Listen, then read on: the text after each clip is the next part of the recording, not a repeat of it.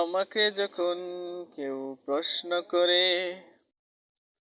কেন বেছে নিলে এই পথ, কেন ডেকে নিলে বিপদ,